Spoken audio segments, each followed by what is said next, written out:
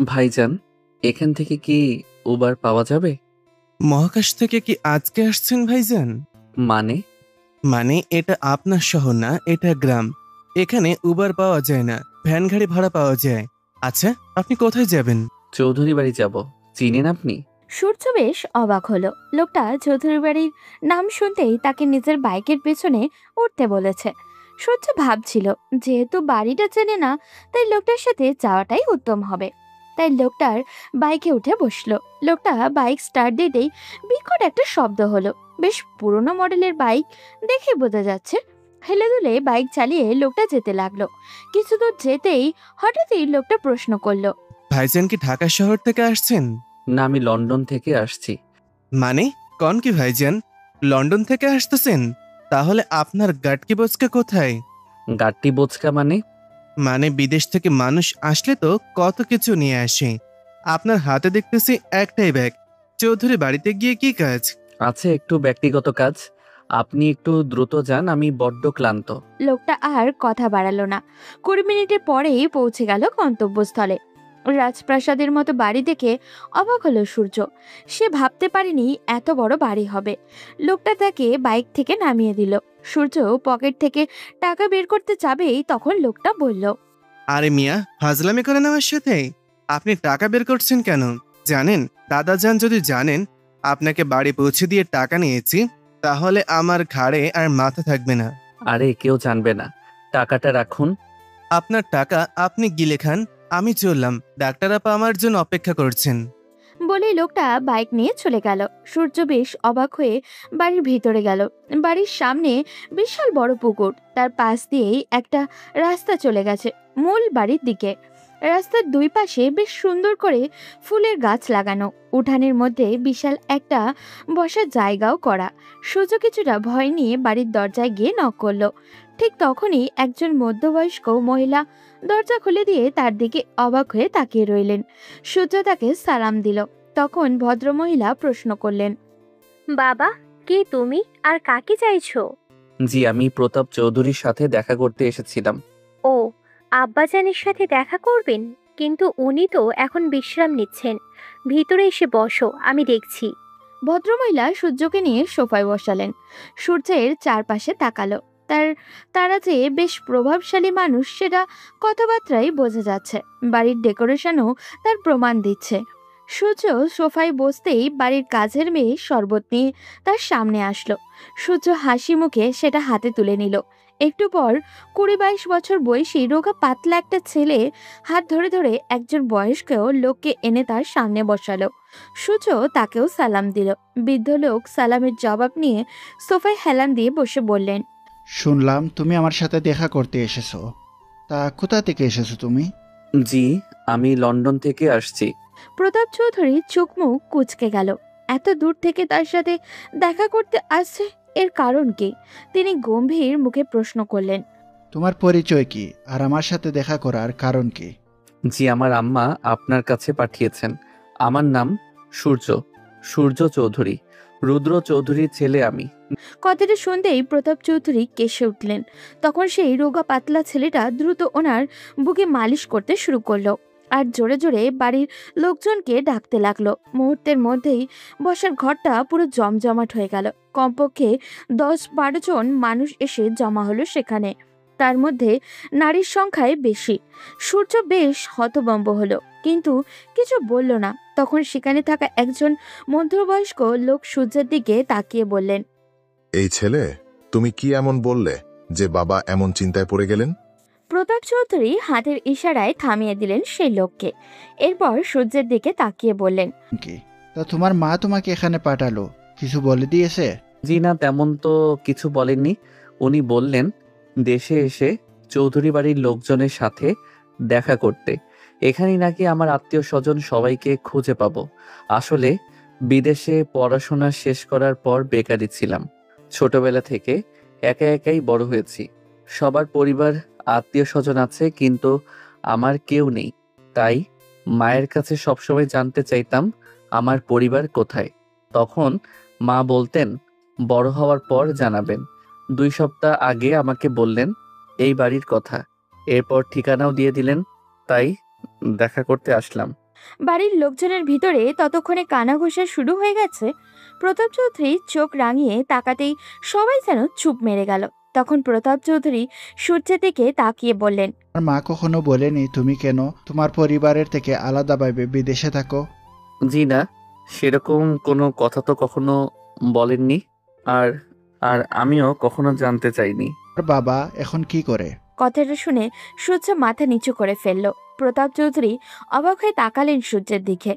সূর্য মাথা কিছুক্ষণ নিচু করে থাকার পর বলল, আমি কলেজে ওঠার পরে বাবা একদিন হার্ট অ্যাটাকে মৃত্যুবরণ করেন। এরপর আমার মাই আমাকে বড় করেছেন। কথাটা শুনে প্রতাপ চৌধুরী হয়তো আঘাত পেলেন, কিন্তু সেটা তার চেহারায় ফুটে উঠল না। তিনি নিজের গম্ভীর ভাব বজায় রেখে পরিবারের সবার দিকে তাকিয়ে বললেন, তোমরা কি ওকে চিনতে পেরেছো? ও রুদ্রের ছেলে সূর্য। তখন বাড়ির সবাই কিছুক্ষণের জন্য হাঁ হয়ে তাকিয়ে থাকলো সূর্যের দিকে। সেখানে দাঁড়িয়ে থাকা মধ্যবয়স্ক দুইজন লোক একে অপরের দিকে তাকালেন। এরপর প্রতাপ চৌধুরীর দিকে তাকিয়ে বললেন, আব্বা, আপনি ওর সাথে এভাবে কথা বলছেন কেন? ওকে এখনই বাড়ি থেকে বের করে দিন। ও কি জানে না ওর কোনো যোগ্যতা নেই এই বাড়ির ভিতরে প্রবেশ করার? হ্যাঁ আব্বা, আফতাব একদম ঠিক কথা বলেছে। ওর বাবা আমাদের সম্মান মাটির সাথে মিশিয়ে দিয়ে এরপরে ও কিভাবে এই বাসায় ঢুকলো? সূর্য বেশ অবাক হয়ে দুজনের দিকে তাকালো। তার মায়ের বক্তব্য অনুযায়ী তার বাবার আরো দুই ভাই ছিলেন, একজন আফতাব চৌধুরী আর অন্যজন আকরাম চৌধুরী। আফতাব চৌধুরী সবার ছোট আর আকরাম চৌধুরী সবার বড়। মাঝখানে তার বাবা রুদ্র চৌধুরী। তাদের একজন বোনও আছে যিনি সবার ছোট। সূর্য বুঝতে পারল এরাই তার দুইটা চাচা। সে অবাক হয়ে দুজনের দিকে তাকালো। তখন প্রতাপ চৌধুরী তার ছেলেদের দিকে তাকিয়ে বললেন, সবাই জানোয়ার হয়ে গেলেও আমি হতে পারি না। আমি জমিদার সূর্যশেখর চৌধুরীর ছেলে প্রতাপ চৌধুরী। লোকে আমাকে আমার মহানুভবতার কারণে চিনে, তাই ও যখন এসেছে তখন তাকে থাকতে দেয়া হোক। বাকি কথা আমি রাতে সবাই বাসায় ফিরলে বলবো। আব্বা, আপনি ভুল করছেন। এই ছেলেকে এখানে রাখা মানে আরেকটা কাল সাপ পোষা। আপনি আপনার ছেলেকে ঠিক এরকম লাই দিয়েছিলেন, আর সে আপনার সম্মান মাটির সাথে মিশিয়ে দিয়ে গেছে। এখন তার ছেলেকে আবার সুযোগ দিয়ে যেটুকু সম্মান অবশিষ্ট আছে সেটাও নষ্ট করতে চাইছেন? চুপ করো আফতাব, তোমার সাহস কি করে হলো তুমি আমার মুখের উপর কথা বলো? ভুলে যেও না, প্রতাপ চৌধুরী কখনো নিজের কথার বাইরে কারো কথা শুনতে চায় না। রহিম, যা 2 তলার বড় রুমটা ওকে থাকার ব্যবস্থা করে দে। আর বাড়ির সবাইকে বলে দিচ্ছি, আমার কথার বাইরে ওর সাথে খারাপ ব্যবহার কেউ করতে পারবে না। তখন প্রতাপ চৌধুরীর সেবায় থাকা সেই রোগা পাতলা ছেলেটা এসে সূর্যের ব্যাগটা হাতে নিয়ে নিল। সূর্য বাড়ির লোকদের দিকে তাকালো। কেউ তার দিকে এখনো অবাক হয়ে তাকিয়ে আছে, আবার কেউ মুখ কালো করে দাঁড়িয়ে আছে। প্রতাপ চৌধুরী কথায় যে সবাই খুশি হননি এটা তাদের মুখ দেখেই বোঝা যাচ্ছে।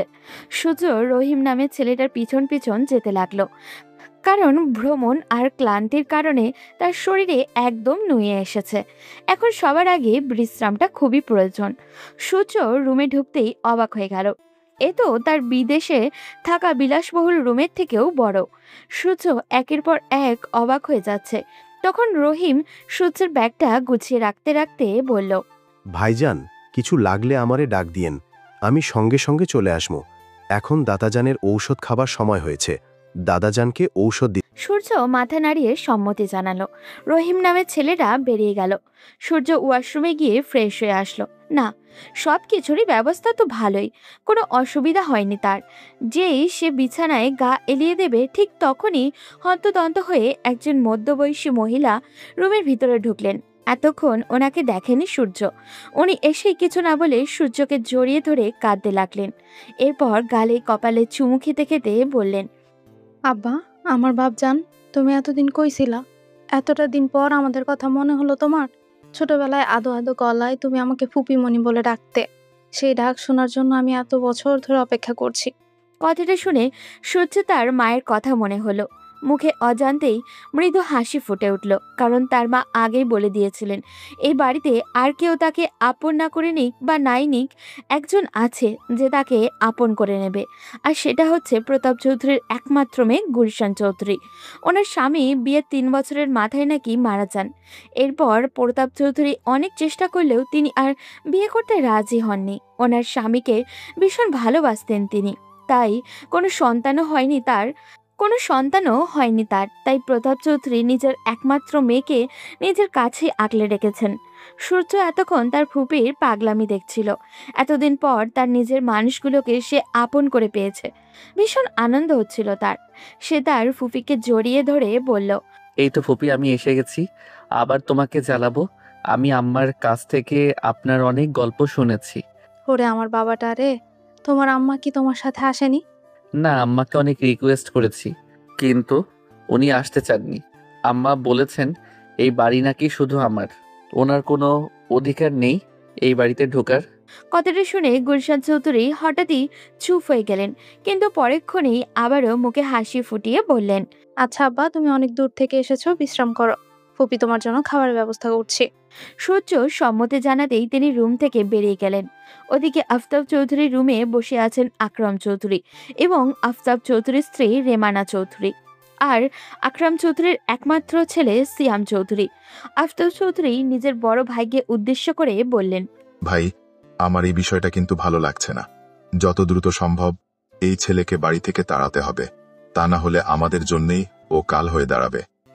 তুই এটা চিন্তা করছিস, আমি তো আরেক বিষয় নিয়ে চিন্তিত। ছেলেটা এসে বলল ও রুদ্রের সন্তান, আর আব্বাও সেটা বিশ্বাস করে নিল। এই ছেলেটা তো ধোঁকাবাজও হতে পারে। তখন সিয়াম পাশ থেকে বলল, আকরাম চৌধুরী আর আফতাব চৌধুরী বেশ চিন্তায় পড়ে গেলেন। তখন আফতাব চৌধুরীর স্ত্রী রেমানা চৌধুরী বললেন, তোমরা যাই বলো, এই ছেলে আসল হোক বা নকল, ওকে যত দ্রুত সম্ভব বাড়ি থেকে তাড়াতে হবে, না হলে এই বিশাল সম্পত্তির আরো একটা ভাগ করতে হবে। এমনিতেই আব্বাজান সব কিছু গরিব অসহায়দের দিয়ে দিচ্ছে, এর মধ্যে যদি আরেকটা ভাগ করতে হয় তাহলে আমাদের সন্তানেরা কি পাবে? সেটাই তো চিন্তা করছি রোমানা। আচ্ছা দেখি, আমি আমার বাবাকে যতদূর জানি এত সহজে সবটা মেনে নিবে না। যেই ছেলে তার মুখে চুলকানি মাখিয়ে দেশ ছেড়ে পালিয়েছিল, সেই ছেলেকে এত সহজে ক্ষমা উনি করবে না। আজকে রাতে তো বাবা বললো কথা বলবে, দেখি আজ রাতে কি সিদ্ধান্ত হয়। ওদিকে আকরাম চৌধুরীর স্ত্রী আয়েশা চৌধুরী রান্নাঘরে কাজের মেয়েদেরকে এটা ওটা দেখিয়ে দিচ্ছিলেন। তখনই হন্ততন্ত হয়ে গুলশান চৌধুরী রান্না করে ঢুকলেন। তারপর আয়েশা চৌধুরীকে উদ্দেশ্য করে বললেন, ভাবি তাড়াতাড়ি সরো, আজ আমি নিজের হাতে আমার আব্বার জন্য রান্না করব। কতদিন পর ছেলেটাকে দেখলাম, সে আদো আদো গলায় কথা বলতো। তখন দেখেছিলাম, আজ এত বড় হওয়ার পর আবার দেখলাম। আমি ওর জন্য রান্না করব।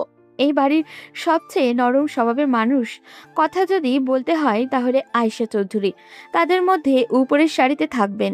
তিনি কখনোই বাড়ির ঝামেলার মধ্যে জড়াতে চান না। সবাইকে আপন করে আগলে রেখেছেন তিনি। গুলশান চৌধুরীর এমন তাড়াহুড়ো দেখে তিনি হেসে কাজের মেয়েদেরকে ইশারায় সরে আসতে বললেন। এরপর গুলশান চৌধুরীর পাশে গিয়ে বসলেন। আপা, দেখছো ছেলেটা কিন্তু একেবারে মেজো ভাইয়ের মতো দেখতে হয়েছে। কি সুন্দর চেহারা, মাশাআল্লাহ। গুলশান চৌধুরী নিজের হাতে রান্না করলেন। ওদিকে দুপুরে সবাই বিরাট টেবিলে খেতে বসেছে। সব জায়গায় পুরুষ মানুষ। এই বাড়িতে মহিলারা পুরুষের সাথে বসার অনুমতি নেই, তবে একটা সময় একজনেরই বসার অনুমতি ছিল। তিনি হচ্ছেন প্রতাপ চৌধুরীর সহধর্মণী নিরুপমা চৌধুরী, কিন্তু তিনি মারা গেছেন আজ থেকে 30 বছর আগে। সেই থেকে প্রতাপ চৌধুরীর পাশের চেয়ারটা সবসময় খালিই থাকে। বিশাল সম্পদশালী মানুষ হলেও প্রতাপ চৌধুরীর নিজের স্ত্রীর শূন্যতা কখনোই পূরণ করতে চাননি। তার বেশ কয়েকটা ক্ষমতার মধ্যে একটা ক্ষমতা হচ্ছে তিনি সবসময় তার স্ত্রীকে অনুভব করতে পারেন। এই বৃদ্ধ বয়সেও তিনি মাঝে মাঝে একা একা দাঁড়িয়ে ওনার স্ত্রীর সাথে কথা বলেন। কেউ সেই কথা শুনতে না পেলেও প্রতাপ চৌধুরী নিজের স্ত্রীর কথা ঠিকই শুনতে পান। তিনি বেশ গর্ব নিয়ে বলেন, উনি যাই প্রশ্ন করেন না কেন নিরুপমা চৌধুরী নাকি সেটার উত্তর দেন। বাড়ির মহিলাগণ খাবারের সবকিছু দেখাশোনাও করেন। তখন গুলশান চৌধুরী সূর্যকে টেনে নিয়ে টেবিলের কাছে আসলেন। প্রতাপ চৌধুরী ওনার বাড়ির কাজের লোক থেকে শুরু করে সব পুরুষ মানুষকে নিয়ে একসাথে খেতে বসেন। এটা ওনার বেশ পুরনো অভ্যাস। সূর্যকে দেখে উনি নিজের মেয়েকে ইশারা করলেন সূর্যকে তার পাশের চেয়ারে বসানোর জন্য। সঙ্গে সঙ্গে টেবিলে থাকা সবার হাত থেমে গেল, কারণ গত 30 বছরে প্রতাপ চৌধুরী কখনোই কাউকে নিজের পাশের চেয়ারে বসাননি, এমনকি নিজের ছেলে মেয়েকেও না। তাহলে হঠাৎই সূর্যকে কেন বসাতে বলছেন? গুলশান চৌধুরী বাবার ইশারায় খুশিতে আত্মহারা হয়ে সূর্যকে ওই চেয়ারে বসালেন। নিজের হাতে প্লেটে খাবার তুলে দিলেন। সূর্য একবার খাবার মুখে নিচ্ছে তো আরেকবার তার দিকে তাকাচ্ছে। সবাই কেমন যেন রোবটের মতো তাকাচ্ছে। প্রতাপ চৌধুরী খাবার শেষে বিশ্রাম করতে চলে গেলেন। তখন সূর্য আবার নিজের রুমে ফিরে আসলো। ওদিকে গ্রামের ছোটখাটো একটা হাসপাতাল, বিশাল লম্বা লাইনের রোগী দেখতে দেখতে ক্লান্ত হয়ে এক তরুণী ডাক্তার নিজের কেবিন থেকে বের হলো। কিন্তু বাইরে আসতেই তো চক্ষু চড়ক গাছ, কারণ সে যে লোকটাকে নিজের টুকটাক কাজের জন্য রেখেছিল সেই লোকটা একজন বৃদ্ধ মহিলার হাতে থাকা প্রেসক্রিপশনটা দেখে এটা ওটা বলছে। মেয়েটা একটু এগিয়ে যেতেই শুনলো, শোনো বুড়ি, তোমার যে সমস্যা সেটা খুবই গুরুতর। তোমার ওপরের টিকিট চলে এসেছে। তোমাকে এখন বললে তুমি হার্ট অ্যাটাক করে মারা যাবে। তোমার নাতনির নাম্বার দাও, আমি ওকেই বলবো। ডাক্তার সাহেব, আমার চিকিৎসাটা করবেন না? পিছন থেকে আলিশার কণ্ঠ শুনে সোহেল হতভম্ব হয়ে যায়। এরপর নিজেকে স্বাভাবিক করে হাসি মুখে বলে, আরে আপা, আমি তো মজা করছিলাম, আপনি এটাকে সিরিয়াসলি দিয়ে দিলেন। এরকম মজার কাহিনী আমি অনেকবার শুনেছি সোহেল ভাই। তুমি আর ভালো হলে না। এখন চলো তাড়াতাড়ি, দাদাজান আমার জন্য অপেক্ষা করছে। হ্যাঁ হ্যাঁ আপা, চলেন। আলিশা সোহেলের পিছন পিছন যেতে লাগলো। সোহেলের বাবা প্রতাপ চৌধুরীর বেশ বিশ্বস্ত কর্মচারী ছিলেন। ছোটবেলা থেকেই সোহেল তার বাবার সাথে চৌধুরী বাড়ির আসা যাওয়া করত। সোহেলের বাবা মারা যাওয়ার পর প্রতাপ চৌধুরী সোহেলের দেখাশোনা করেন। এখন উনি ওনার নাতনির সাথে সব সময় তাকে থাকার নির্দেশ দিয়েছেন। গ্রামের রাস্তা দিয়ে হেঁটে যাচ্ছিল সোহেল আর আলিশা। গ্রামের মানুষজন আলিশাকে দেখলেই হাসি মুখে কথা বলে, কারণ এই মেয়েই তো বিশাল বড় সরকারি চাকরি ছেড়ে তাদের গ্রামে এসেছে চিকিৎসা দেওয়ার জন্য। সোহেল হাঁটতে হাঁটতে হঠাৎই বলল, আপা, আজকে তোমাদের বাসায় একটা লোক আসছে দাদাজানের সাথে দেখা করতে লন্ডন থেকে। আমি ভাবছি দাদাজানের পাওয়ার তো এখন আর দেশের ভেতরে আটকে নেই, দেশের বাইরে উঠতেছে। মানে লন্ডন থেকে কে দাদুর সাথে দেখা করতে আসলো? একটা ছেলে বাস স্ট্যান্ডে দাঁড়িয়ে উবার যাচ্ছিল। পরে আমি তাকে তোমাদের বাসায় পৌঁছে দিলাম। দেখে মনে হচ্ছিল বিদেশি, কিন্তু জানো লোকটা ভীষণ কিপটা। কেন, তোমার পকেট গরম হয়নি তাই না? আরে না আপা, আমাকে টাকা দিতে চাচ্ছিল, আমি নেইনি। সব জায়গায় কি আর নিজের আসল চেহারা দেখালে হয়? আমি কিপটা বলতেছি কারণ লোকটা এত দূর থেকে আসলো, কিন্তু সাথে কোনো বড় লাগেজ আনলো না। একটা ছোট্ট ট্রলি নিয়েই চলে আসছে এত দূর থেকে। আলিশা বুঝল এই আত পাগলের সাথে কথা বলতে তার সময় নষ্ট হবে, তাই দ্রুত বাড়ির দিকে যেতে লাগলো। কিছু দূর যেতেই দেখতে পেল গ্রামের কলেজ ছুটি হয়েছে, ছাত্রছাত্রীরা বেরিয়ে আসছে। তাই সে কিছুক্ষণ অপেক্ষা করলো নিহাকে নিয়ে একদম ফিরবে। এবার তাদের পরিচয়টা দিয়েই দেই। আলিশা চৌধুরী হচ্ছে আকরাম চৌধুরীর একমাত্র মেয়ে। সিয়ামের থেকে বয়সে 3 বছরের ছোট। আর নিহা হচ্ছে আফতাব চৌধুরীর একমাত্র মেয়ে। এবার ইন্টার প্রথম বর্ষে পড়াশোনা করছে। আলিশা ঢাকা মেডিকেল কলেজ থেকে পড়াশোনা শেষ করে ওখানেই সরকারি চাকরির অফার পেয়েছিল, কিন্তু সেটা না করে নিজের দাদাজানের ইচ্ছা অনুযায়ী গ্রামের মানুষের সেবার জন্য গ্রামে ফিরে আসে। এরপর তার পরিচিত 2-3 জন ডাক্তারকে নিয়ে গ্রামের পাশেই একটা ছোটখাটো হসপিটাল দাদাজান খুলে দেন। এখন সেখানে গ্রামের মানুষদের চিকিৎসা করছে। গ্রামের মানুষের কাছে সে ভীষণ জনপ্রিয়। কিছুক্ষণ দাঁড়াতেই গেটের কাছ থেকে নিহা আলিশাকে দেখে এগিয়ে আসলো। এরপর 2 বোন বাসায় ফিরল। তখন বাড়ির পুকুর ঘাটে বসে দিয়ে মাছ শিকারের ব্যর্থ চেষ্টা চালিয়ে যাচ্ছিল সূর্য। গুলশান চৌধুরী আর আয়েশা চৌধুরী সেটা দেখে একে অপরকে জড়াজড়ি করে হাসছেন। এই দৃশ্য দেখে নিহা তার আদরের ফুপির আর বড় চাচির দিকে এগিয়ে এসে বলল, তোমাদের আমি কতদিন বলেছি ননদ আর ভাবির সম্পর্ক থাকবে সাপ আর বেজির মতো, একজন আরেকজনকে দেখলেই ফোঁস করে ফুলে উঠবে। তোমরা সেটা না করে সব সময় একে অপরের গায়ের সাথে গা লাগিয়ে ঘুরো কেন? ওসব আমি কই পারলাম নেহা, আমি ওই দায়িত্ব তোমার মায়ের হাতে ছেড়ে দিয়েছি। ঠিক তখনই নিহার নজরে এলো সুদর্শন এক যুবক বর্ষা দিয়ে মাছ ধরার ব্যর্থ চেষ্টায় লিপ্ত। তাকে দেখে নিহা জিজ্ঞাসা করলো, এটা কি দাদাজান কোথা থেকে ইনপুট করলো বড় আম্মু? এই কথা বলতেই গুলশান চৌধুরী নিহার মুখ চেপে ধরলেন। আলিশা সেটা দেখে এগিয়ে আসলো। সেও নিজেও এতক্ষণ দাঁড়িয়ে ওই মানুষটাকে দেখছিল, কিন্তু চিনতে পারছিল না। তখন তাদের দুজনের সংশয় ভাঙিয়ে দিয়ে গুলশান চৌধুরী বললেন, আরে ওকে তুই চিনবি না? আলিশা চিনবে, ও হচ্ছে তোর মেজো চাচার ছেলে সূর্য। তোর মেজো চাচা যে লন্ডনে থাকতো তার একমাত্র ছেলে। আলিশা, তুই ওকে চিনতে পারিসনি? ও সূর্য। কথাটা শুনতেই আলিশার হাত থেকে অ্যাপ্রনটা পড়ে গেল। সে আরো একবার চোখের ইশারায় ফুপিকে জিজ্ঞাসা করলো কথাটা কি সত্যি কিনা। গুলশান চৌধুরী হাসি মুখে উত্তর দিল, না, হ্যাঁ। এবার আলিশার কান্না করে দেওয়ার মতো অবস্থা। সে কল্পনাও করতে পারেনি সূর্যকে আবার তার চোখের সামনে দেখবে। তাদের এই চিন্তা ভাবনার মাঝেই নিয়া হুট করেই বলে উঠল, আরে আম্মু বললো ওই চাচাকে নাকি দাদাজান বাড়ি থেকে তাড়িয়ে দিয়েছে। তাহলে ওনার ছেলেকে এই বাড়িতে ঢুকতে দিল কিভাবে এই বুড়ো? এই মেয়ে, আমার বাবাকে নিয়ে আরেকদিন যদি বাজে কথা বলিস তাহলে কিন্তু খুব খারাপ হয়ে যাবে। আসছে বাপের গুনগান গাইতে, সারাদিন যে মুখটা হাতির মতো করে রাখে তার ব্যাপারে আর কি বলবো। কোথায় দাদু হয়েছে নাতি নাতনিকে নিয়ে ঘুরবে, আড্ডা দিবে, তা না, উনি ওনার মরে যাওয়া বউয়ের সাথে রাসলীলা করতেই তো ব্যস্ত। আয়েশা চৌধুরী আর আলিশা ফুপি ভাইজির তুমুল ঝগড়া দেখে হাসতে হাসতে গড়াগড়ি খাচ্ছে।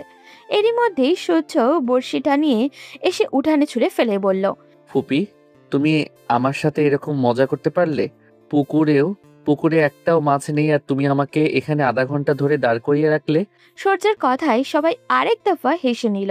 তখন গুলশান চৌধুরী এগিয়ে এসে সূর্যের মাথায় হাত বুলাতে বুলাতে বললেন, মাছ আছে, কিন্তু তুই ধরতে পারিস না সেটা বল। কাল আব্বাকে বলবো লোক লাগিয়ে মাছ ধরাতে। এখন ওদের সাথে পরিচয় হয়ে নে। এই হচ্ছে তোর বড় চাচার মেয়ে আলিশা। ছোটবেলায় তুই যে কদিন এখানে ছিলি ও তোকে কোলে নিয়ে ঘুরতো, ও তোর বড় বোন। আর এই হচ্ছে নিহা, তোর ছোট চাচার মেয়ে। ওর সাথে বেশি মিশবি না, খুব শয়তান মেয়ে। এই মহিলা, ফাজলামি মারো আমার সাথে? সুন্দর একটা পোলার সামনে আমাকে অপমান করতে চাইছো? এর ফলাফল কিন্তু খুব খারাপ হবে। রাতে ঘুমের মধ্যে গিয়ে ঘাড় মটকে দিব। এই আপা, তুমিও না ওর সাথে এখন ঝগড়া করছো? চলো ঘরের ভিতরে যাই। এরপর তারা সবাই একসাথে ভিতরে ঢুকলো। এই দৃশ্য চোখে পড়তেই এই বাড়ির ছোট বউ অর্থাৎ আফতাব চৌধুরীর স্ত্রী রুমানা চৌধুরী নিজের স্বামীকে উদ্দেশ্য করে বললেন, আদিক্ষেতা দেখো ওনাদের। আমার তো মনে হয় এরাই কোনোভাবে যোগাযোগ করে এই ছেলেকে এখানে এনেছে যাতে সম্পত্তির ভাগ নিতে পারে। এই ছেলে তো থাকবে বিদেশে আর দেশে বসে এরাই সবকিছু ভোগ করবে। তুমি চিন্তা করো না রুমানা, এই ছেলে বেশি দিন এখানে টিকতে পারবে না। খুব তাড়াতাড়ি ওকে তাড়ানোর ব্যবস্থা করছি। ওদিকে সন্ধ্যায় সবাই সোফায় বসে আছেন। চারিদিকে তখন থমথমে পরিবেশ। বাড়ির ছোট থেকে বড় সবার মুখেই তুমুল আগ্রহ বিরাজমান, কারণ একটু পরেই প্রতাপ চৌধুরী আসবেন গুরুত্বপূর্ণ কথা বলতে, আর সেটা সূর্যের ব্যাপারে। এই সম্পর্কে সবারই ধারণা আছে। মুহূর্ত পার হতে না হতেই প্রতাপ চৌধুরী লাঠির গটগট শব্দ করে বসার ঘরে ঢুকলেন। আর পিছন পিছন রহিম আসছে, হাতে তার ফাইলের স্তূপ। এগুলো যে এই চৌধুরী পরিবারের সম্পত্তির কাগজপত্র, এই ব্যাপারে সবারই জানা। এটা দেখে প্রতাপ চৌধুরীর দুই ছেলে মাথায় আগুন ধরে গেল। তবে কি তাদের বাবা সূর্যকে সব সম্পত্তি দিয়ে দিবেন? প্রতাপ চৌধুরী নিজের গাম্ভীর্য ভাব বজায় রেখে সোফায় বসলেন। এরপর সূর্যকে বললেন, হে সূর্য, এবার বলো তোমরা কি চাও? সূর্য বেশ অবাক হলো। এরপর দাদাজানকে উদ্দেশ্য করে বলল, কি চাই মানে? মানে তুমি তো আর বিনা উদ্দেশ্যে ওই দূর দেশ থেকে এখানে আসোনি, তাই তোমার চাহিদা কি সেটা বলো। আমার কোনো চাহিদা নেই, কোনো কিছু পাওয়ারও আশা নেই। দেখো সূর্য, তুমি আমাকে চিনো না, তাই আমার সামনে মিথ্যা বলার সাহস করছো। বিশ্বাস করেন দাদাজান, আমি সত্যি বলছি। আপনাকে কেন মিথ্যা বলবো? তার মানে কি তুমি তোমার বাবার প্রাপ্য সম্পত্তি নিতে এখানে আসোনি?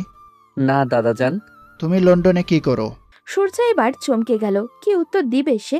কিন্তু এখন তাকে স্বাভাবিক থাকতে হবে, তাই সে নিচু স্বরে বলল, জি, পড়াশোনা সবে শেষ করেছি। এখন ছোটখাটো একটা রেস্টুরেন্টে ওয়েটারের জব করি। চেষ্টা করছি ভালো একটা চাকরির। সূর্যের কথা শুনতেই বাড়ির লোকদের মুখে বিদ্রুপের হাসি ফুটে উঠল। তাদের কাছে এই চাকরি খুবই নগণ্য।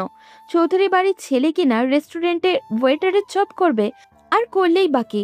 তারা তো এই ছেলেকে বাড়ির লোক বলে মনেই করে না। সূর্যের দাদা কিছুক্ষণ চুপ করে থাকলেন, এরপর বললেন, তা এখানে থাকবে নাকি আবার নিজের মায়ের কাছে ফিরে যাবে? কয়েকদিন থেকেই চলে যাব। আমার আম্মার তো আমি ছাড়া কেউ নেই। আচ্ছা, তাহলে রুমে যাও, এখন আমি বাকিদের সাথে কথা বলবো। আর তোমার যতদিন ইচ্ছা থাকো, যা ইচ্ছে করো, এসব তোমারই। সূর্য হাসি মুখে নিজের রুমে চলে গেল। তখন প্রতাপ চৌধুরী নিজের ছেলেদের উদ্দেশ্য করে বললেন, এতদিন তোমাদের বলার পরেও আমি সম্পত্তি ভাগ করে দেইনি, কারণ আমার সম্পত্তির উত্তরাধিকারী 4 জন, তাদের মধ্যে একজন অনুপস্থিত ছিল। এখন যখন তার ছেলে চলে এসেছে, সে না চাইলেও জন্ম যখন দিয়েছি তখন তার ভাগটা আমি তার ছেলের হাতে তুলে দিতে চাই। সেটা নিয়ে সূর্য হয়তো বিদেশে ভালো কিছু একটা করতে পারবে। বাবা, আপনি এসব কি বলছেন?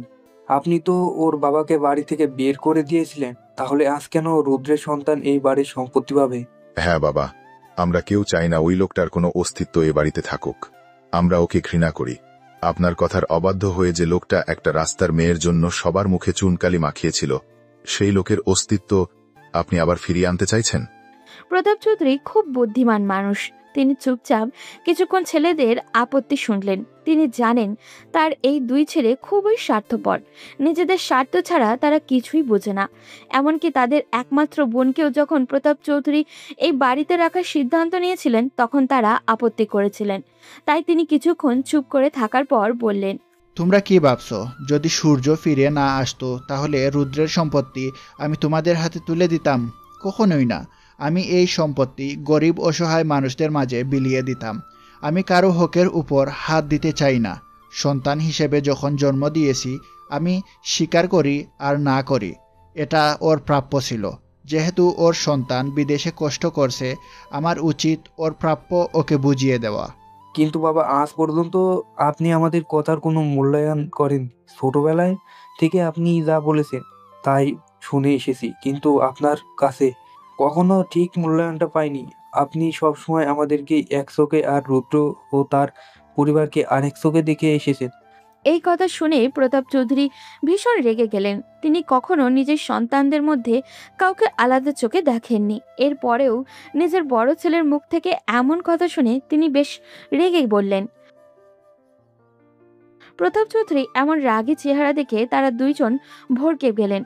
উঠে যাওয়ার সময় প্রতাপ চৌধুরীর ছোট ছেলে আফতাব চৌধুরী বাবার দিকে আরো একবার ফিরে তাকিয়ে বলল, এই কাজটা আপনি একদম ঠিক করলেন আব্বা। আমরা কখনোই আপনার কথার অবাধ্য হতে চাইনি, কিন্তু আপনি আজ যেটা করলেন তাতে আমাদেরকে বাধ্য করছেন আপনার সাথে তর্ক করতে। বলেই তারা 2 ভাই সেখান থেকে চলে গেল। আকরাম চৌধুরী ঘরে এসে 2 ভাই ঢুকতেই পেছন পেছন সিয়াম আর রোমানা চৌধুরীও প্রবেশ করলো। রোমানা চৌধুরী ঘরে ঢুকতেই বলল, আমি আগেই বলেছিলাম এই ছেলে কোনো সাধারণ উদ্দেশ্য নিয়ে এখানে আসেনি। এবার হলো তো, আর কত অপেক্ষা করবে?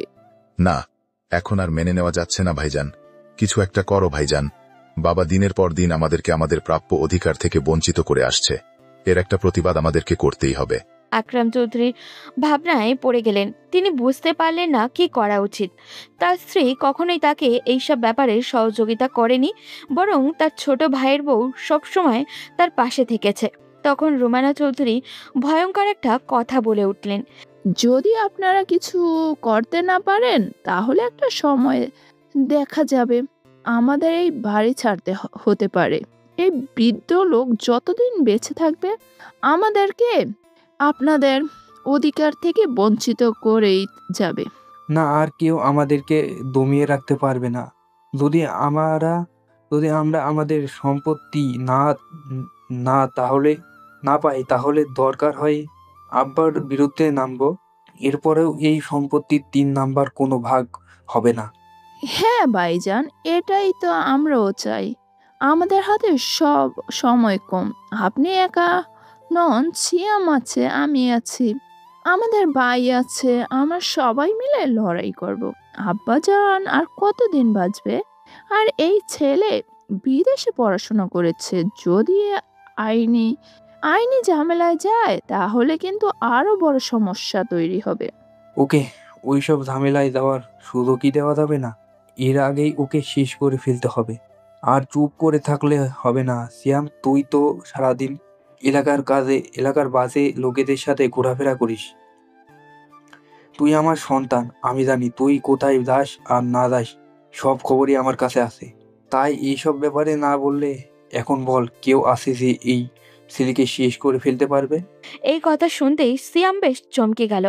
বাবার মুখ থেকে এই প্রথম কাউকে মেরে ফেলার কথা শুনেছে।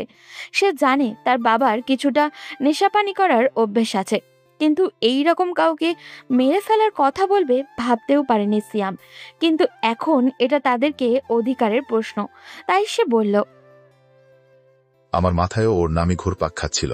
ভাইজান, তুমি ওকে দিয়েই কাজটা করাও, এতে করে আমাদেরকে আর কোনো ঝামেলা পোহাতে হবে না। তাহলে কালকে দুপুরে ওকে আমাদের দোকানে নিয়ে আয়, ওর সাথে কথা বললেই সবকিছু ঠিকঠাক করতে হবে। ওদিকে বিছানায় শুয়েই ফোন হাতে নিতেই মায়ের কয়েকটা মিস কল দেখে হাসি মুখে কল ব্যাক করলো সূর্য।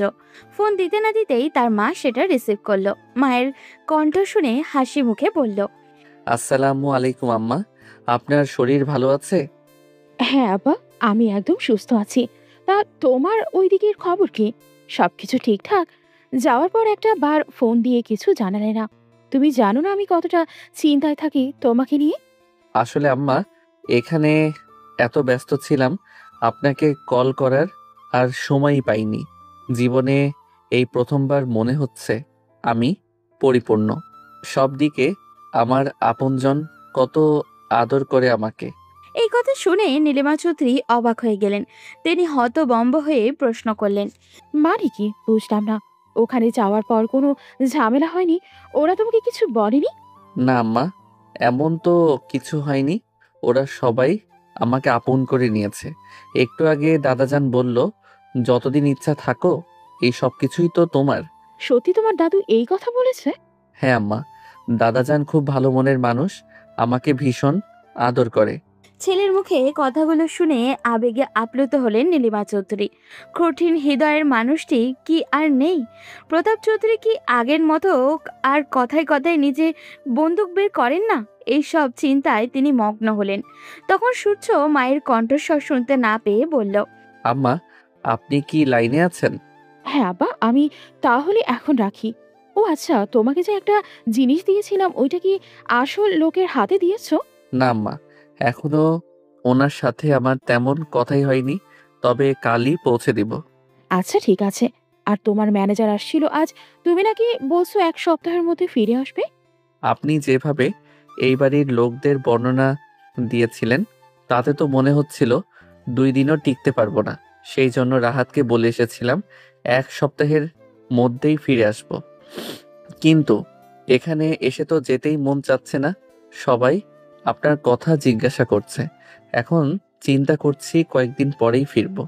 ছেলের এমন কথায় হাসলেন নীলিমা চৌধুরী। এই বাড়ির মানুষগুলো ভীষণই স্বার্থপর আর অহংকারী, কিন্তু আজ ছেলের মুখের কথা শুনে মনে হচ্ছে মানুষগুলো পরিবর্তনশীল। এই বাড়ির মানুষগুলো হয়তো পরিবর্তন হয়েছে, না হলে তার ছেলের পছন্দ হবে এমন মানুষ পাওয়া খুবই দুষ্কর। নিজের হাসি বজায় রেখে নীলিমা বললেন, আমার ছেলেকে কি এমন জাদু করলো ওনারা যে এখন আসতে যাচ্ছে না? তেমন কিছু না আম্মা, আপনি চিন্তা করবেন না, আমি খুব তাড়াতাড়ি ফিরে আসবো। আচ্ছা আব্বা, তোমার যেদিন ইচ্ছা সেদিন ফিরে এসো, কোনো সমস্যা নেই। আর আমি আদিলকে বলে দিব, ও তোমার ম্যানেজারের সাথে দেখা করে সব বুঝিয়ে দেবে। আর আমি যেভাবে বলেছিলাম ওভাবে ওদেরকে বলেছো তো? কেউ জিজ্ঞাসা করলে তোমার কাজে কথা বলবে না। জি আম্মা, আমার মনে আছে। আমি তাদেরকে বলেছি আমি এখানে একটা রেস্টুরেন্টে ওয়েটারে জব করি। ছেলের কথা এবার উচ্চস্বরে হেসে উঠলেন নীলিমা চৌধুরী। তার এত উচ্চ শিক্ষিত ছেলে কিনা ওয়েটারের জব করবে? এরপর মা ছেলে কিছুক্ষণ খুনসুটি করে ফোন কেটে দিলেন। মায়ের ফোন কেটে বারান্দায় গিয়ে দাঁড়ালো সূর্য। এরপর রাহাতকে কল করলো। রাহাত ফোন ধরতেই বলল, স্যার, আপনি তো বলেছিলেন 1 সপ্তাহের মধ্যেই ফিরে আসবেন। সেই জন্য আমি ওই এরিয়ান কোম্পানির সাথে মিটিংটা আগামী সপ্তাহে ঠিক করে ফেলেছি। ওরা তো চলেও আসবে আগামী সোমবার, কিন্তু ম্যাডাম বললেন আপনার নাকি ফিরতে দেরি হবে। হ্যাঁ, প্রথমে ভাবছিলাম ফিরে যাব, কিন্তু এখানে এসে মনে হচ্ছে কিছুদিন থাকতে হবে। তুমি এক কাজ করো, ওই মিটিংটা ক্যান্সেল করে দাও। স্যার, আপনি মিটিং ক্যান্সেল করবেন? হ্যাঁ, আপনি করতেই পারেন, কিন্তু আমার ভীষণ মায়া হচ্ছে ওদের জন্য। ওই কোম্পানির একজন ডিরেক্টর নিজে এসেছিলেন মিটিংটা কনফার্ম করার জন্য। প্রায় 2 মাস ধরে ওনার নিয়মিত কন্ট্রাক্ট চালিয়ে যাচ্ছেন। ওনাদেরকে না করে দেওয়া ভালো দেখায় না স্যার। তাহলে কি করব রাহাত? আমি তো এখন ফিরতে পারবো না। স্যার, আপনি বললে আমরা একটা প্রাইভেট ফ্লাইট বুক করতে পারি। আপনি এসে মিটিং অ্যাটেন্ড করে আবার ফিরে গেলেন? না, সেটা সম্ভব না, কারণ আমি ওখানে গেলে আবার কাজের ঝামেলায় ফেঁসে যাব। আমি এখন কিছুদিন কাজের ঝামেলা থেকে ফ্রি থাকতে চাই। তুমি এক কাজ করো, তুমি ওদের সাথে কথা বলে মিটিংটা বাংলাদেশে নিয়ে আসো। আমি তোমাদেরকে ঠিকানা দিচ্ছি, এখানকার আশেপাশে কোথাও চলে আসো। মিটিংও হয়ে যাবে আর গ্রামের ঘোরাঘুরিও হয়ে যাবে। তোমরা তো অনেক দিন থেকে বলছিলে একটা ট্রিপ অ্যারেঞ্জ করতে। এই কথা শুনে রাহাত অনেক খুশি হলো। সে হাসি মুখে বলে, ওকে স্যার, তাহলে আমি এখনই ওনাদের জানিয়ে দিচ্ছি। আর আগামী শনিবার আমরা পুরো টিম নিয়ে আসছি। আচ্ছা এসো, কিন্তু প্রথমে ঢাকায় নেমে ওখানে কোনো হোটেলে উঠেছেও, কারণ গ্রামের দিকে ভালো হোটেল পাবে না। কাকে গ্রামে আসার কথা বলছেন মিস্টার? গার্লফ্রেন্ড নাকি? পেছন থেকে হঠাৎই মেয়েরই কণ্ঠ শুনে ফোনটা দ্রুত পকেটে ঢুকিয়ে নিল সূর্য। এরপর পেছনে ফিরে আলিশাকে দেখেই চমকে গেল। এই সময় সে আলিশাকে এখানে এক্সপেক্টই করেনি। নিজেকে স্বাভাবিক করে হাসি মুখে বলল, না, তেমন কেউ না, আমার একটা ফ্রেন্ড, ওর সাথে কথা হচ্ছিল, তাই ওকে বলছিলাম এখানে এসে দেখে যেতে। বুঝলাম, কিন্তু হঠাৎ তোমার দেশে আসতে মন চাইলো কেন? আম্মা বলল এখানে আমার পরিবার থাকে, তাই দেখা করতে আসলাম। তোমার আম্মা শুধু পরিবার থাকে এই কথা বলেছে, আর কারোর থাকার কথা বলেনি? আই মিন তোমার খুব আপন কেউ? সূর্য অবাক হলো। কার কথা বলছে আলিশা? সূর্য কথাটা ঘুরিয়ে ফেলার জন্য বলল, আপনি কি এখানেই দাঁড়িয়ে কথা বলবেন? চলুন আমরা ভিতরে গিয়ে বসি। হ্যাঁ, বুঝতেই তো হবে, তোমার সাথে আমার অনেক কথা বাকি। সূর্য ভিতরে গিয়ে সোফায় বসতে বসতে বলল, আমার সাথে আপনার কথা বাকি আছে নাকি? আমি তো আপনাকে এই প্রথম দেখলাম। সূর্যের কথা যে পছন্দ হয়নি আলিশার, সেটা তার মুখ দেখেই বোঝা যাচ্ছে। আলিশা সোফায় গিয়ে সূর্যের পাশে বসলো। এরপর বলল, তুমি কি জানো এই বাড়িতে তোমার এটা তৃতীয়বার আসা? কি বলছেন আপনি? আমি কি এই বাড়িতে আগে আরো 2বার এসেছিলাম? হ্যাঁ, এই বাড়িতে এর আগেও 2বার এসেছিলে। একবার চৌকাঠ থেকে ফিরে গেছো, আর একবার এই বাড়ির লোকজন তোমাকে জোর করে 2 মাস আটকে রেখেছিল। সূর্য অবাক হলো আলিশার কথা শুনে। আলিশা কোন ব্যাপারে কথা বলছে সে ব্যাপারটা বিন্দুমাত্র ধারণা নেই তার। তার মা তো এই ব্যাপারে কিছুই বলেনি, কিন্তু আসার সময় তার মা তাকে একটা কথা বলে দিয়েছিল যে এই বাড়িতে আসলে সে অনেক নতুন বিষয় জানতে পারবে, যেটা তার অজানা ছিল। হয়তো সেই কথার বাস্তবায়ন এখন হচ্ছে। সূর্য বেশ আগ্রহ নিয়ে আলিশাকে বলল, আমি আপনার কথা বুঝতে পারছি না। আচ্ছা ওয়েট, আম্মা আপনার জন্য একটা জিনিস পাঠিয়েছে। আমি নিজেই আপনার ঘরে যেতাম সেটা দেওয়ার জন্য। অনেক রাত হয়ে গেছে, তাই ভাবছিলাম সকালে যাব। আলিশা বেশ অবাক হলো। তার মেজো চাচি আবার কি পাঠালো তার জন্য? সে অবাক হয়ে তাকিয়ে রইল সূর্যর দিকে। সূর্য নিজের ব্যাগটা খুলে একটা ছোট ব্যাগ এগিয়ে দিল আলিশার দিকে। আলিশা ব্যাগটা খুলতে গিয়ে দেখলো বেশ শক্তভাবে এটা আটকানো, যাতে কেউ খুলতে না পারে। ব্যাগটা খুলতেই আলিশা বলতে চোখ দিয়ে জল গড়িয়ে পড়ল, কারণ এটা তার মেজো চাচির বিয়ের গহনা, সাথে এটা ছোট্ট চিরকুট। আলিশা চিরকুট খুলতেই সেখানে লেখা দেখলো, মামুনি, তোমার তো অপেক্ষা করার কথা ছিল আমার ছেলের জন্য। আমার জানি না অপেক্ষা করেছো কিনা। যদি করে থাকো তাহলে নাও, পাঠিয়ে দিলাম তোমার জিনিস তোমার কাছে। এখন পারলে আটকে রেখো, আর না পারলে আমাকে দোষারোপ করো না। আমি তোমাকে সুযোগ দিলাম, আর আমি চাই তুমি নিজে থেকেই আমার ছেলেকে সব সত্যি কথা বলবে। এই বাড়িতে শুনশান ছাড়া, গুলশান ছাড়া অন্য কেউ আমার ছেলেকে সত্যটা জানাবে না, সেটা আমি জানি। গুলশান এখন কোথায় আছে সেটাও তো জানা নেই, তাই এই দায়িত্বটা তোমাকে দিলাম। আমি আমার সূর্যকে অতীত সম্পর্কে বিন্দুমাত্র জানতে দেইনি।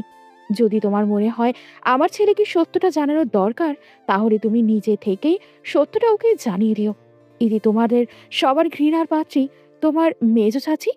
চিরকুট পরে আলিশা মুচকি হাসলো। সূর্য হত বম্বের মতো সব দেখছিল। মেয়েটা একবার কান্না করতে তো একবার হাসছে, কিন্তু এর কারণটা কি সেটা বোধগম্য হলো না তার। এই প্রশ্ন করলো, কি এমন জিনিস আছে এটার ভিতরে যে আপনি এটা দেখে একবার কাঁদেন তো আরেকবার হাসেন? পাগল টাগল হলেন নাকি? হ্যাঁ, পাগল তো হয়েছি, কিন্তু কেন হয়েছে সেটা জানার আগে নিজের অতীত সম্পর্কে তোমার জানা দরকার। তোমার কি জানতে ইচ্ছে করে না কেন তুমি এই সুন্দর পরিবার ছেড়ে এত দূরে থাকো? সূর্য বেশ খুশি হলো। সে এটাই জানতে চাইছিল, কিন্তু কাউকে জিজ্ঞাসা করতে পারছিল না, কারণ এই বাড়িতে সে ফিরে আসার অনেকে যে অখুশি হয়েছে সেটা বোঝার মতো ক্ষমতা তার আছে। বিশেষ করে তার দুই চাচা যে ভীষণ বিরক্ত, সেই ব্যাপারে তার স্পষ্ট ধারণা হয়ে গেছে, কিন্তু সেটার কারণ জানতো না। আজ যখন সুযোগ পেয়েছে সব জানার, তাহলে সেটা কোনোভাবেই হাতছাড়া করবে না সে। আপনি আমাকে সত্যি বলবেন? হ্যাঁ, এবার শোনো, আমি তোমার থেকে বয়সে 5 বছরের বড়। সবকিছু যে নিজের চোখে দেখেছি তা কিন্তু নয়, তবে এমন মানুষের কাছ থেকে শুনেছি যারা কখনোই মিথ্যা বলে না। আজ থেকে 27 বছর আগের ঘটনা। তখন মেঝো চাচা অর্থাৎ তোমার বাবা রুদ্র চৌধুরী ঢাকা থেকে ডাক্তারি পড়ে সবেমাত্র গ্রামে ফিরেছেন। দাদাজান এই বাড়ির প্রথম কোনো সন্তান, যাকে এই এলাকার বাইরে পড়তে পাঠিয়েছিলেন দাদা। অনেকের আপত্তি থাকলেও দাদাজানের মুখের ওপর কথা বলার সাহস কারো ছিল না। আমার আব্বা তখন পড়াশোনা ছেড়ে দাদাজানের সাথে ব্যবসায় সহযোগিতা করছিলেন। আর ছোট চাচা তো পড়াশোনাও করতেন না, আবার কাজও করতে চাইতেন না। তোমার আব্বা পড়াশোনা নিয়ে ভীষণ মনোযোগী ছিলেন, তাই দাদাজান তোমার আব্বাকে অনেক স্নেহ করতেন। ওনার ইচ্ছা ছিল মেঝো চাচা গ্রামের মানুষদের বিনা পয়সায় চিকিৎসা করবেন। গ্রামে তখন প্রায় মানুষের চিকিৎসার অভাবে মারা যাচ্ছিল। দাদাজানের ইচ্ছা অনুযায়ী মেঝো চাচাও সেই কাজে শুরু করলেন। গ্রামের মানুষ তাকে ভীষণ সম্মান করত। তখনও আমি সবে হাঁটতে শিখেছি। এই গল্পগুলো মায়ের কাছ থেকেই শোনা। একদিন গ্রামের একটা বাড়ি থেকে চাচার কাছে লোক আসে। চাচা এই বাড়িতে গিয়ে দেখেন বাড়ির কর্তা ভীষণ অসুস্থ, কিন্তু সেই বাড়ির কর্তার একমাত্র মেয়েকে তার ভীষণ পছন্দ হয়ে যায়। তারা গোপনে নাকি মাঝে মাঝে দেখাও করতেন। এই খবর গ্রামে কানাঘুষা হতো, কিন্তু কেউ অভিযোগ করার সাহস পেত না। এর মধ্যেই হঠাৎ একদিন ওই অসুস্থ ব্যক্তির মৃত্যু হয়ে যায়। ওনার মেয়ে নিজের মাকে নিয়ে ভীষণ অসহায় হয়ে পড়ে। এদিকে মেঝো চাচাকে বাসা থেকে বিয়ের জন্য চাপ দিতে শুরু করে দাদাজান। তো একদিন সাহস করে মেঝো চাচা সবার সামনে ওই মেয়ের নাম প্রস্তাব করেন, কিন্তু মেয়ের বাবা মারা গেছে, আর বেঁচে থাকলেই বা কি হতো। ওই লোক ছিলেন সামান্য একজন কৃষক মানুষ, আর চাচা হলেন জমিদার পুত্র। দাদাজান কোনোভাবেই এই সম্পর্ক মেনে নিতে চাইছিলেন না, তাই ওই পরিবারকে চাপ দিতে শুরু করেন মেয়েকে অন্যত্র বিয়ে দেওয়ার জন্য। এই সময় শুরু হয় দাদাজান আর মেঝো চাচার মধ্যে ভীষণ ঝামেলা। এক পর্যায়ে কাউকে কিছু না জানিয়ে মেঝো চাচা ওই মেয়েকে বিয়ে করেন। এখনই গ্রামে এরকম বিয়ে হলে মানুষ নানা কথা বলে, আর সেটা তো তখন 3 দশক আগের কথা। তখন দাদাজান গ্রামের লোকদের হাসির পাত্রে পরিণত হন। সেই সব সহ্য করতে না পেরে দাদাজান আগুন দেন ওই মেয়ের বাড়িতে, আর মেঝো চাচা আর তার বউকে বাড়ি থেকে তাড়িয়ে দেন। মেঝো চাচা ওই যে হারিয়ে গেলেন নিজের বউ আর শাশুড়িকে নিয়ে, তাকে আর খুঁজে পাওয়া গেল না। এরপর কেটে গেল প্রায় 3টে বছর। হঠাৎ একদিন মেঝো চাচা আবার হাজির হলেন দাদাজানের কাছে। অনেক কাকুতি মিনতি করলেন, কিন্তু জমিদার পুত্রের মন গলল না। তখন মেঝো চাচার কোলে ছিল ওনার একমাত্র সন্তান রাহুল, কিন্তু দাদাজান আবার তাদেরকে তাড়িয়ে দিলেন। তখন চাচাজান নিজের অধিকার ফিরে পাওয়ার জন্য মামলা করে বসলেন নিজের জন্মদাতা পিতার বিরুদ্ধে। সবাই নিষেধ করলেও তিনি আবার গ্রামে একটা ছোট্ট বাড়িতে থাকতে শুরু করলেন। এই কথাগুলো বলেই থামলো আলিশা। সূর্যের আগ্রহের পরিমাণ যেন হাজারো গুণ বেড়ে গেল। নিজের বাবার ব্যাপারে এসব জেনে কিছুটা মর্মাহত হলো, কিন্তু তাকে সত্যিটা জানতেই হবে। তাই আবারও আলিশাকে প্রশ্ন করলো, এরপরে কি হলো? দাদাজান কি আবার ওই বাড়িতে আগুন দিলেন? আর আব্বুর যদি আরেকটা ছেলে হয়ে থাকে, তাহলে আমার সেই ভাই কোথায়? সূর্যের এমন প্রশ্নে আলিশা সশব্দে হাসলো। সূর্য অবাক হলো, কিন্তু বিপরীতে কোনো কথা বলল না। আলিশা নিজের হাসি থামিয়ে বলল, আগে তো আমার পুরো কথা শোনো। দাদাজান আর তোমার আব্বার মধ্যে ঝামেলা চলল মাত্র 2 বছর। এই সময় গ্রামের মানুষের মধ্যে এই পরিবার নিয়ে আঙুল তোলার সাহস উঠে গেল। 2 বছর তোমার আব্বা গ্রামেই ছিলেন। দাদাজান বুঝলেন এভাবে নিজের ছেলেকে থামাতে পারবেন না তিনি। সেই জন্য ভয়ঙ্কর এক পরিকল্পনা করলেন। তখন আমি 6 কি 7 বছরের বয়সের হব। একদিন হঠাৎ দাদাজান মেজো চাচার ছেলে রাহুলকে কোলে করে বাসায় নিয়ে আসলেন। বাড়ির সবাই তো বেশ চমকে গেল। তখন দাদু জানালেন তিনি নিজের রক্তকে এই বাড়িতেই রাখবেন এবং মেজো চাচাকে নিজের সন্তানকে মেরে ফেলার ভয় দেখিয়ে এই মামলা তুলে নিতে বাধ্য করবেন। এরপর বেশ কয়েকদিন মেজো চাচাকে একের পর এক হুমকি দেওয়া হলো। ওনার স্ত্রী তো পুরো পাগল হয়ে গেলেন নিজের সন্তান হারিয়ে। উনি ভাবলেন দাদাজান হয়তো রাগে ওনার ছেলেকে মেরে ফেলবে, কিন্তু দাদাজান বাসায় আসলে অদ্ভুত এক কাণ্ড করতেন। তিনি মেসু চাচার ছেলেকে নিজ হাতে খাওয়াতেন, এমনকি নামটাও পাল্টে দিলেন। আমাদের বংশের সবচেয়ে প্রভাবশালী মানুষ দাদাজানের বাবা জমিদার সূর্যশেখর চৌধুরীর নামের সাথে মিলিয়ে রাহুলের নাম রাখলেন সূর্য। মানে আপনি সত্যি বলছেন? হ্যাঁ, আমি এতক্ষণ যার কথা বলছিলাম সে আর কেউ না, তোমার মা। আর রাহুল নামে যে ছেলেটার কথা বলছিলাম সেটা হচ্ছে তুমি। তোমাকে দাদাজান ফুপির কাছে রাখছিল। তুমি সারা দিন মায়ের জন্য কান্না করতে, তাই ফুপি তোমাকে কোলে নিয়ে হাঁটতো। ওই সময় আমি সারাক্ষণ তোমার খেয়াল রাখতাম। বাড়ির প্রত্যেকটা লোক সারাক্ষণ চিন্তায় থাকতো তোমার না নজর লেগে যায়। তুমি ছিলে ভয়ঙ্কর সুন্দর। কিন্তু এরপর কি হলো? আমি কিভাবে এই বাড়ি থেকে গেলাম? আব্বা কি ভয়ে মামলা তুলে নিয়েছিল? হ্যাঁ, মামলা তুলে নিয়েছিল, কিন্তু এরপরও দাদাজান তোমাকে দিতে চাইছিল না, কারণ 3 সপ্তাহ এখানে থাকার পর তুমিও ফুপির সাথে মানিয়ে নিয়েছিলে। মায়ের জন্য কান্না করা প্রায় বন্ধ হয়ে গিয়েছিল। সারা দিন বাড়ির এক মাথা থেকে অন্য মাথায় দৌড়ে বেড়াতে আর আধো আধো গলায় কথা বলতে। সেই সময় তোমার আব্বু একটা প্ল্যান করেন। তিনি সব সময় উত পেতে থাকতেন কখন তোমাকে নিয়ে বাড়ির বাহিরে যাওয়া যায়। স্বাভাবিকভাবে বাচ্চাদের টিকা দিতে নেওয়া হয়। আমি আর ফুপি গিয়েছিলাম তোমাকে টিকা দেওয়ার জন্য গ্রামের প্রাইমারি স্কুলে। ফুপি ওইখানে গিয়ে গল্প করতে করতে ব্যস্ত ছিল গ্রামের মহিলাদের সাথে। তখন হঠাৎ করে আমার কোল থেকে তোমার আম্মা তোমাকে নিজের কোলে তুলে নেয়। আমি দিতে চাইছিলাম না, তখন তিনি আমাকে বলেছিল বড় হলে তোমাকে একেবারে আমার কাছে দিয়ে দিবেন, আমার সাথে তোমাকে বিয়ে দিবেন। আমি তখন এসব বুঝতাম না। আমি ভেবেছিলাম তখন দিয়ে দিলে হয়তো একেবারে তোমাকে পেয়ে যাব, তাই তোমাকে আম্মার হাতে তোমাকে তুলে দিয়েছিলাম। যখন সব জানাজানি হলো তখন সবাই আমাকে অনেক বকাবকি করে, কিন্তু ছোট ছিলাম বলে এক সময় সবাই থেমে যায়। সেই যে চাচাজান গেলেন আর ফিরে আসলেন না। এরপর খবর পেলাম তিনি লন্ডনে চলে গেছেন। এই হচ্ছে তোমার অতীতের কাহিনী। এরপর থেকে দাদাজান মেজো চাচার কথা শুনেই ভীষণ রেগে যায়। তবে আমি সবচেয়ে বেশি অবাক হয়েছি কেন জানো? কেন? তোমার আম্মা এতদিন পরেও সেই কথা মনে রেখেছে। এই যে চিরকুট দেখতে পাচ্ছ, এইটাতে উনি লিখে দিয়েছেন যাতে তোমাকে পারলে আমার কাছে রেখে দেই। আর এই গয়না দেখতে পাচ্ছ, এগুলো বিয়ের সময় তোমার আব্বা তোমার আম্মাকে দিয়েছিল। সূর্যের মাথা ঘুরতে শুরু করলো। তার কাছে সবকিছু স্বপ্নের মতো মনে হচ্ছে। এই বাড়িতে তার এত বড় অতীত পড়ে আছে সে কল্পনাও করতে পারেনি। সূর্য চুপচাপ মাথা নিচু করে বসে রইল। হঠাৎই আলিশা তার হাত চেপে ধরে বলল, আমি এতদিন বিয়ে করিনি কেন জানো? আমার বিশ্বাস ছিল তুমি ফিরে আসবে। সবাই আমাকে পাগল বলতো। বাবা মা অনেকবার জোর করে আমার বিয়ে ঠিক করে, কিন্তু আমি নিজেই সেটা ভেঙে দিয়েছি আর অপেক্ষা করেছি। বিশ্বাস করো, আমি তোমাকে অনেক বেশি ভালোবাসি। ওই বাল্যকালে তোমার মধ্যে কি এমন ছিল যেটা আমি আজও ভুলতে পারিনি। সূর্য অবাক হয়ে গেল আলিশার কথা শুনে। মেয়েটা যথেষ্ট সুন্দরী, কিন্তু কি এখন এই সম্পর্কে জড়ানো উচিত? যদি এই পরিবারের লোকজন তাকে এখানে থাকতে না দেয়, আর সে কোনোভাবেই এখানে থাকতেও পারবে না, কারণ লন্ডনেই তার সব কিছু। সে আলিশার থেকে নিজের হাতটা ছাড়িয়ে নিতেই আলিশা কান্না করতে শুরু করলো। এটা দেখে সূর্য তাকে সান্ত্বনা দিয়ে বলল, প্লিজ আপনি কান্না করবেন না। আমি আপনার মনের অবস্থাটা বুঝতে পারছি। আমার দিকটাও একটু ভেবে দেখুন। আর এখন আম্মার সাথে কথা বলা খুব জরুরি। আমরা এই ব্যাপারে পরে কথা বলি। আলিশা কিছু না বলে রুম থেকে চলে গেল। সূর্য দ্রুত ফোনটা হাতে নিয়ে নিজের মায়ের নাম্বারে ডায়াল করতে লাগলো। তার মা ফোন রিসিভ করতেই বলে, কি রে বাবা, এখন তো বাংলাদেশে অনেক রাত হওয়ার কথা, এত রাতে না ঘুমিয়ে আমাকে কল করছো কেন? কি হয়েছে? আম্মা, আপনি আমার সাথে এমনটা কেন করলেন? কি বলছো বাবা? আমি আবার তোমার সাথে কি করলাম? আম্মা, আপনি আমার কাছ থেকে এত বড় একটা সত্য লুকালেন কি করে? এই বাড়িতে আমার এত অতীত পড়ে আছে, আপনি সবকিছু আমার দিকে গোপন রেখে চলেছেন এতদিন ধরে। নীলিমা চৌধুরী মুচকি হাসলেন। তিনি জানতেন তার ছেলে সত্যটা জানার পর এই প্রশ্নটাই তার কাছে করবে। তিনি ছেলেকে সান্ত্বনা দিয়ে বললেন, আব্বা, আমি চাইনি তুমি আমার কাছ থেকে সত্যটা জানো। যদি আমার কাছ থেকে সত্যটা জানতে তাহলে তোমার মনে হয়তো সন্দেহ হতো যে আমি হয়তো নিজের দোষটা গোপন করে তোমাকে কথাগুলো বলছি। আমি চাইছিলাম তুমি একদম জায়গা মতো গিয়ে সত্যটা জানো। কিন্তু এই বিপদের মধ্যে আপনি আমাকে কেন পাঠালেন? এখন আমি কি করব?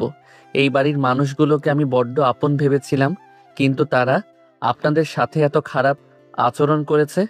এটা বলো না আব্বা, এটা তোমার ভুল ধারণা।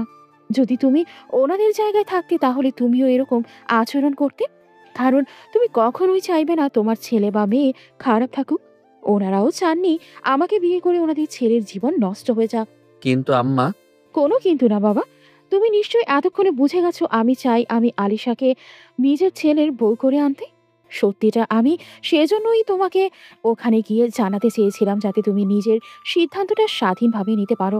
আমার সামনে দাঁড়িয়ে আমাকে খুশি করার জন্য কিছু করবে না। আমি জানি আমার ছেলে এখন আর ছোট নেই। এখনকার নামকরা ব্যবসায়ী সে, কোটি কোটি টাকার বিজনেস সামলাতে পারছো। তাহলে নিজের জীবন এত গুরুত্বপূর্ণ একটা সিদ্ধান্ত তুমি নিতে পারবে আশা করি। বলেই নীলিমা চৌধুরী ফোনটা রেখে দিলেন। তিনি নিজের ছেলেকে এখন চিন্তা করার সময় দিতে চান। ওদিকে সূর্য ফোনটা রেখে বিছানায় গেল। পুরোটা রাত এপাশ ওপাশ করলো, কিন্তু কোনোভাবেই ঘুম এসে চোখে ধরা দিল না। সারাটা রাত জেগে চিন্তা করলো আলিশা আর তার মায়ের বলা কথাগুলো। শেষ রাতে গিয়ে সে একটা সিদ্ধান্তে উপনীত হলো। আনিশার কান্নামাখা মুখ আর তার মায়ের কথা সে রাখবে। যদি পরিবারের লোকজন রাজি থাকে তাহলে সে আলিশাকে বিয়ে করবে, কিন্তু আলিশা তো তার থেকে বয়সে বড়। আলিশার বাবা মা কি রাজি হবে? এমনিতেই তাকে পছন্দ করে না। এর মধ্যে কি তারা নিজেদের মেয়ের বিয়ে দিতে চাইবে সূর্যের সাথে? ফজরের আজানের সুর কানে আসতেই সূর্য বিছানা থেকে উঠে দাঁড়ালো। মায়ের নিয়মের বেড়া জালে 5 ওয়াক্তের নামাজ পড়তে হতো তাকে। দরজা খুলে বাইরে তাকাতেই দেখতে পেল রহিম প্রতাপ চৌধুরীকে ধরে ধরে মসজিদের দিকে নিয়ে যাচ্ছে। সূর্য সিঁড়ি দিয়ে নেমে পেছনে দাঁড়াতেই প্রতাপ চৌধুরী পিছনে না তাকিয়েই বললেন, কি ব্যাপার সূর্য, এত ভোরে ঘুম থেকে উঠে গেলে কিভাবে, আর এত সকালে কোথায় যাচ্ছ?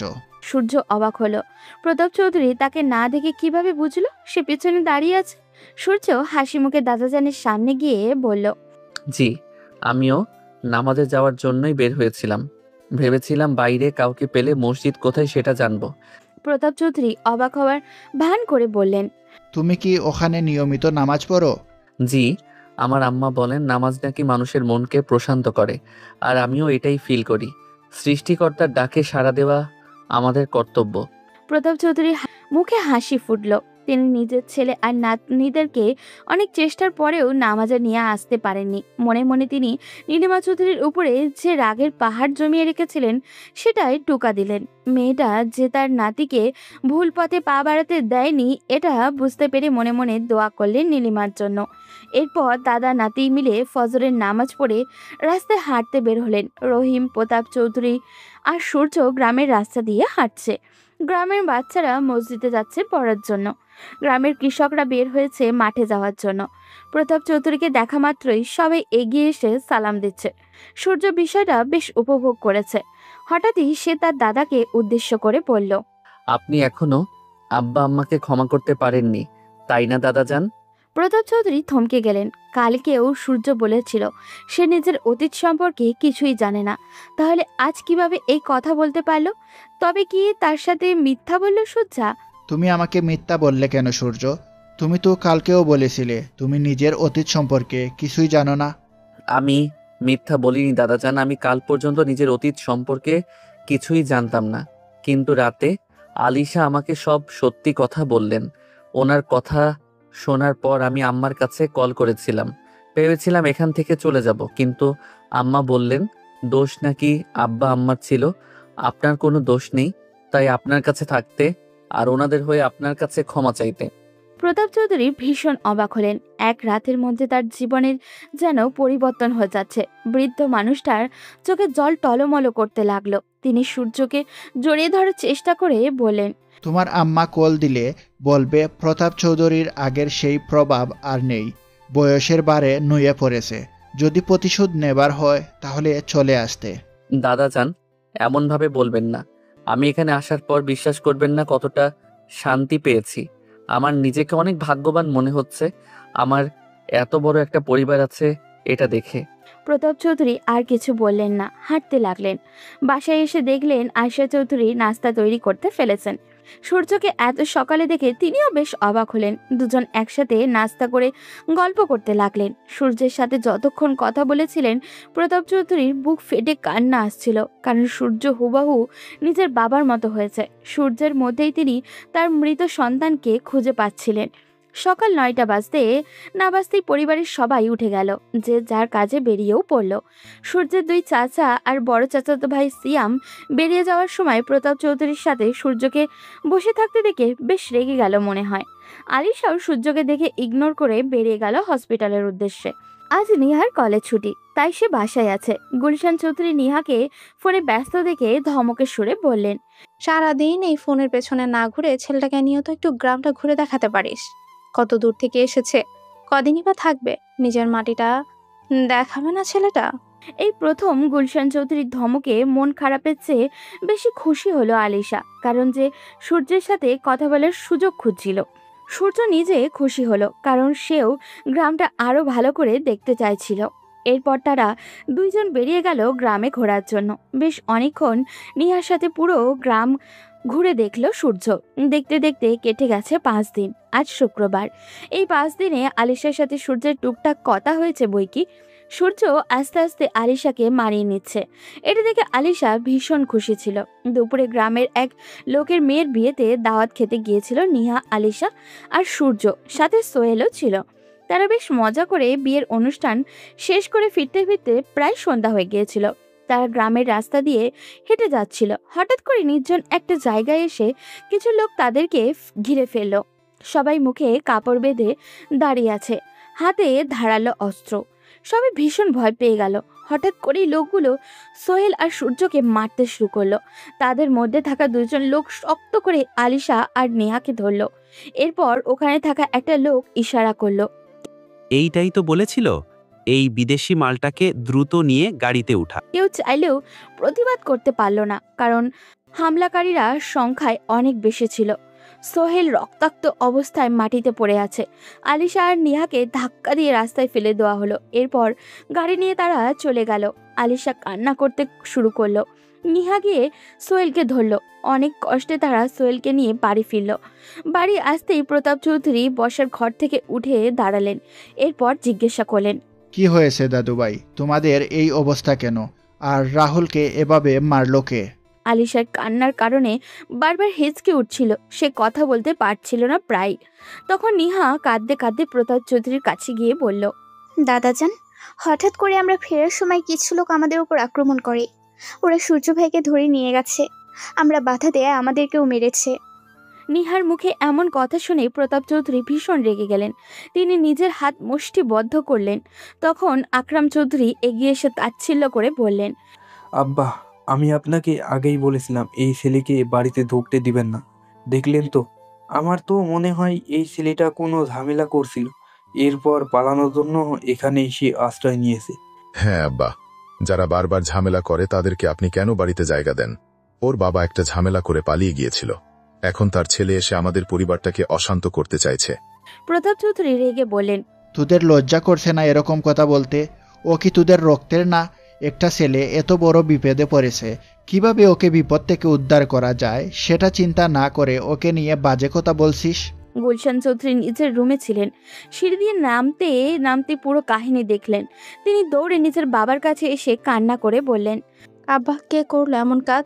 ছেলেটা 2 দিন হলো না এ বাড়িতে এসেছে, এর মধ্যে এত বিপদ, বড় বিপদ হলো কিভাবে? আপা, আপনারা একটু বেশি চিন্তা করতেছেন। দেখেন, হয়তো নিজের বাবার মতো কোনো মেয়ের পিছু নিয়েছিল, সেজন্যই মেয়ের পরিবার ওকে মারতে আসছে। রোমানা, মুখ সামলে কথা বলো, তোমার মুখ দিন দিন বাড়ছে। আরেকবার এই কথা মুখ দিয়ে উচ্চারণ করলে তোমার জিভ আমি টেনে ছিঁড়ে ফেলবো। তখন আলিশা সবার সামনে চিৎকার করে উঠল। আলিশার চিৎকার শুনে সবাই চুপ মেরে গেল। আলিশা কান্না করতে করতে নিজেদের দাদার কাছে গিয়ে বলল, দাদু ভাই, আপনারা যেভাবেই হোক ওকে আমার কাছে এনে দিন। এতটা বছর আমি ওর জন্য অপেক্ষা করেছি, আজ ওকে কাছে পেয়েও এইভাবে হারিয়ে ফেলবো, এটা হতে পারে না। যদি ওকে না পাই তাহলে আমি নিজে কিছু একটা করে ফেলবো। তুমি শান্ত হও দিদিভাই, আমি এখনই খোঁজ নিচ্ছি। রহিম, তুই যা, গ্রামের কয়েকজন লোককে পাঠা ওকে খোঁজার জন্য। রহিম দ্রুত বাড়ির বাইরে এসে গ্রামের কিছু লোক জড়ো করে খুঁজতে বের হলো। আকরাম চৌধুরী, আফতাব চৌধুরী আর সিয়াম ও সূর্যকে খোঁজার নাটক করতে লাগলো, কিন্তু পুরো রাত খুঁজেও সূর্যের কোনো সন্ধান পাওয়া গেল না। ওদিকে সূর্যের মা অনবরত নিজের সন্তানকে কল করে যাচ্ছেন, কিন্তু সূর্য কল ধরছেন না। তিনি ভীষণ চিন্তায় পড়ে গেলেন। রাহাত একটু আগেও বলেছিল তারা সবাই বাংলাদেশে যাচ্ছে। এখন হয়তো তারা ফ্লাইটে আছে, তাই রাহাতও কল ধরছে না। তিনি একা একা বাসায় চিন্তায় অস্থির হয়ে পড়লেন। পরদিন সকাল হতেই রাহাত এবং বাকি লোকেরা বাংলাদেশে নামলো। রাহাত নেমে সূর্যকে কল করতে লাগলো, কিন্তু সূর্যের ফোন বন্ধ। হঠাৎ করেই এভাবে ফোন বন্ধ কেন, এটা ভেবে সে চিন্তায় পড়ে গেল। দুপুর গড়িয়ে বিকেল হলো। কোরিয়ান সেই কোম্পানির লোকজন দেশে নেমেছে বিকাল 3টার দিকে। তারাও সূর্যের সাথে যোগাযোগ চেষ্টা চালিয়ে যাচ্ছে, কিন্তু সূর্যকে পাওয়া যাচ্ছে না। সেজন্য রাহাত বাধ্য হয়েই সূর্যের মাকে কল করলো। নীলিমা চৌধুরী ফোন ধরতেই বললেন, রাহাত বাবা, আমার সূর্য কল ধরছে না কেন? ওর ফোন বন্ধ কেন বাবা? ম্যাডাম, আমি তো সেটা জানার জন্যই আপনাকে কল করছি। আমি আজকে সকালেই বাংলাদেশে নামলাম। প্রথমে ভাবলাম স্যার ব্যস্ত, তাই কল ধরতে পারছেন না, কিন্তু সারাদিন পেরিয়ে বিকেল হতে চলেছে, এখনো স্যার ফোন ধরছেন না। কালকে রাতেও তো স্যারের সাথে আমার কথা হলো।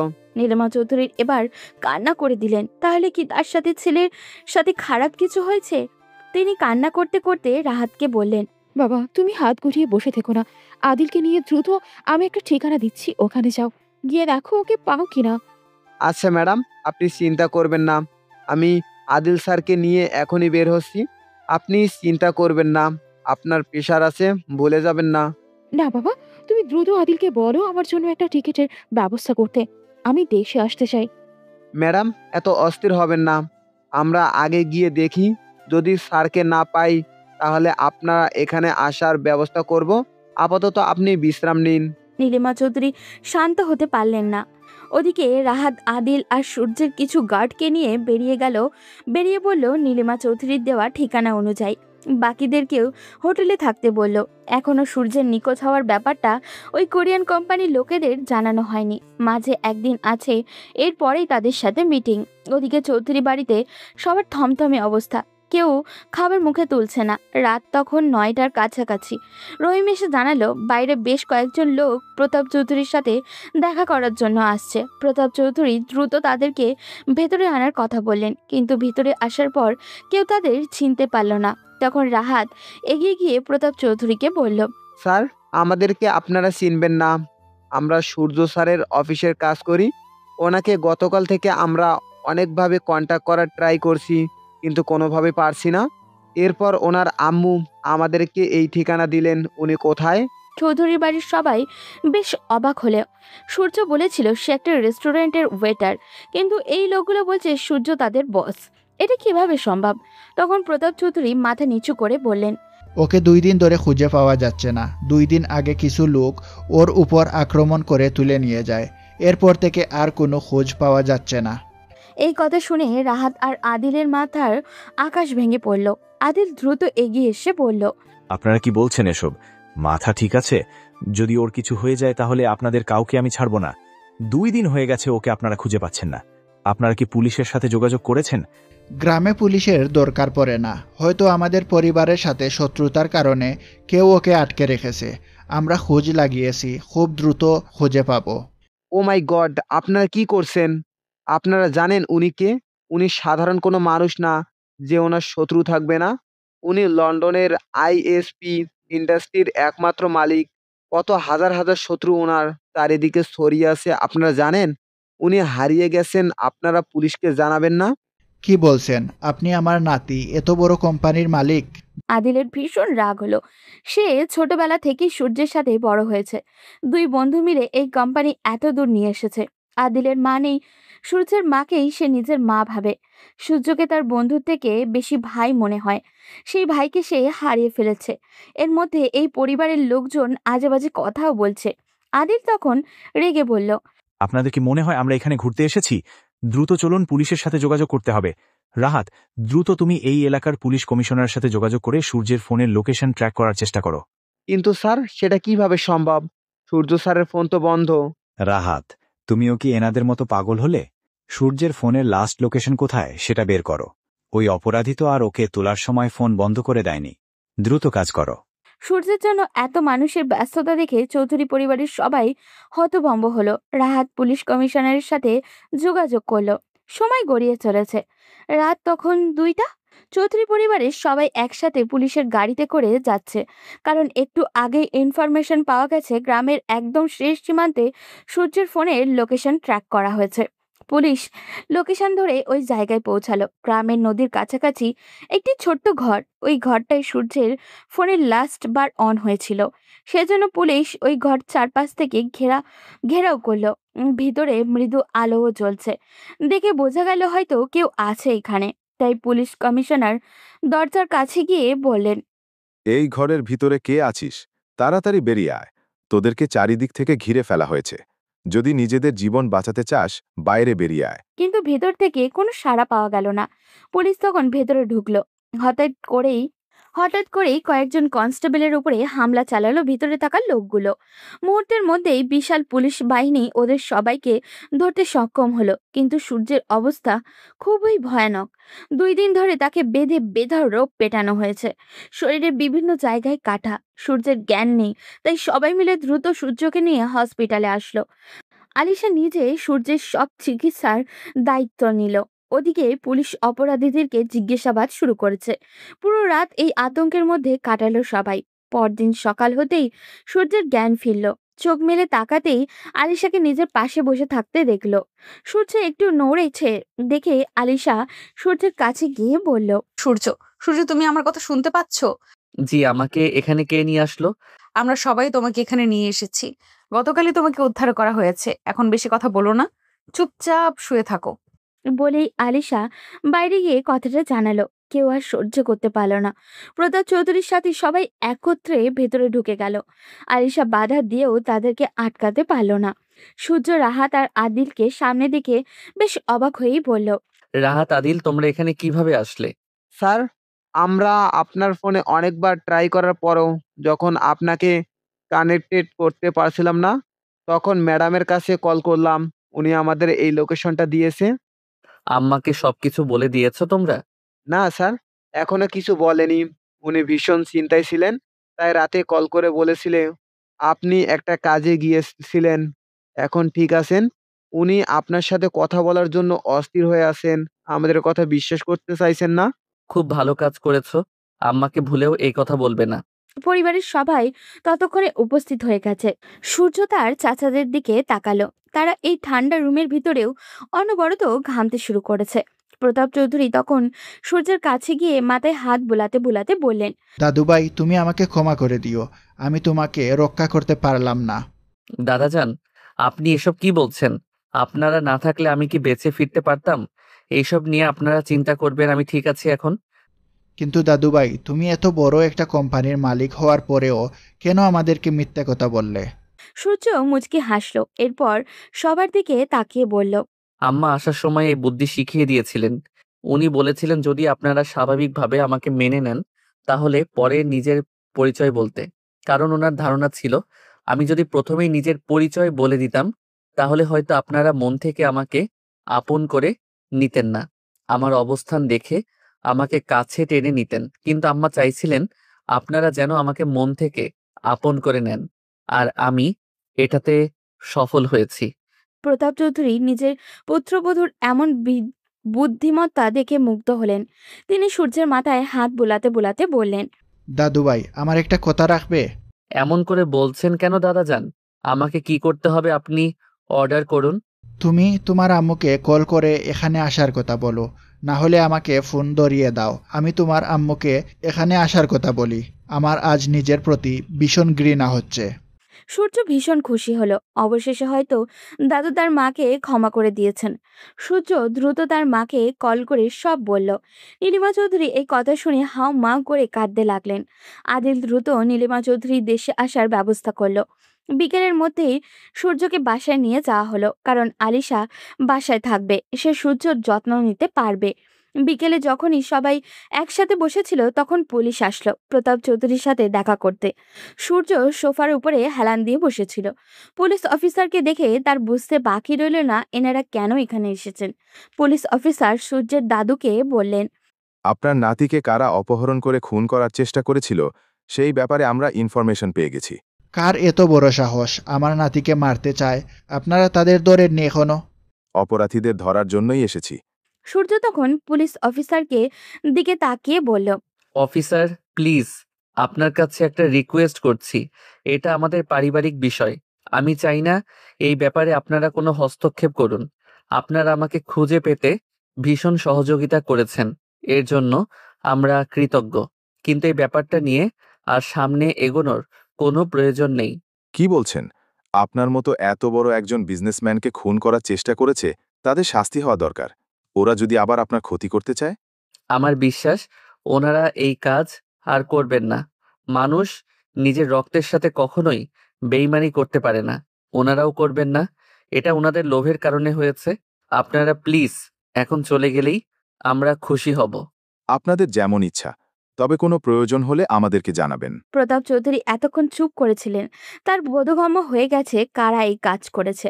তিনি নিজের দুই ছেলের দিকে তাকালেন। তারা মাথা নিচু করে দাঁড়িয়ে আছে। সূর্যের এমন মহানুভবতা দেখে সূর্যের বড় চাচা অর্থাৎ আকরাম চৌধুরী এসে সূর্যের হাত চেপে ধরে বললেন, বাবা, তুমি আমাদেরকে ক্ষমা করে দাও। আমরা বুঝতে পারিনি, লোভে পড়ে এই কাজ করে ফেলেছিলাম। দয়া করে আমাদেরকে ক্ষমা করে দাও। হে বাবা, আমরা ভেবেছিলাম হয়তো তুমি সম্পত্তির ভাগ নেওয়ার জন্য এখানে এসেছ, তাই এমন জঘন্য কাজ করেছি। আমাদের ক্ষমা করো। প্রতাপ চৌধুরী তখন তার দুই ছেলের দিকে তাকিয়ে বললেন, তোদের লজ্জা করছে না? নিজের আপনজনকে খুন করার মতো জঘন্য চিন্তা তোদের মাথায় আসলো কি করে? তোদের দুইজনকে আজকের পর থেকে আমার বাড়িতে আর দেখতে চাই না আমি। সূর্য তখন তার দাদুর হাত ধরে বলল, দাদু, শেষ বয়সে আর নিজের ছেলেদেরকে হারাবেন না। ওনারা ভুল করেছেন, কিন্তু দেখেন ওনারা নিজেদের ভুল বুঝতে পেরেছেন। আমি চাই না এই পরিবারটা আবার ভেঙে যাক। দয়া করে ওনাদেরকে ক্ষমা করে দেন। প্রতাপ চৌধুরী নিজের নাতির মাথায় হাত বুলিয়ে দিয়ে বললেন, তোদের লজ্জা হওয়া দরকার। এই বাচ্চা ছেলেটা বুঝতে পারছে পরিবার কতটা গুরুত্বপূর্ণ, কিন্তু তোরা বুড়ো হয়েছিস, এখনো বুঝিসনি? আলিশা ততক্ষণে পাশেই দাঁড়িয়েছিল। নিজের বাবার এই রকম কাজে সে ভীষণই লজ্জিত। প্রতাপ চৌধুরী তাকে দাঁড়িয়ে থাকতে দেখে ইশারায় সূর্যের পাশে বসতে বললেন। আলিশা বসতেই তিনি সূর্যের হাত আলিশার হাতের উপরে দিয়ে বলল, নেও দিদিভাই, আজ তোমার সম্পদ তোমায় ফিরিয়ে দিলাম। পারবে তো আমার দাদুভাইকে আগলে রাখতে? আলিশা বেশ লজ্জা পেল। বাড়ির সবার মুখে হাসি। রাহাত আর আদিলও সূর্যকে এত খুশি দেখে নিজেরাও বেশ খুশি হলো। রাহাত নিজের ফোনটা হাতে নিয়ে বলল, আপনার মাইন্ড না করলে সবার একসাথে একটা পিকচার হয়ে যাক। সবাই হাসি মুখে একসাথে দাঁড়ালো। রাহাত সবার ছবি তুলল। আদিল তখন বেশ জোরেই বলল, বাজনা শুরু কর, ম্যাডাম আসছে। বন্ধুর বউকে নিয়ে একেবারে ফিরবো। হ্যাঁ স্যার, আসলাম মিটিংয়ের জন্য, কিন্তু এসে কফিলের বিয়ে খেয়ে যাচ্ছি। বিয়েতে কিন্তু সান্ডার বিরিয়ানি মাস্ট লাগছে।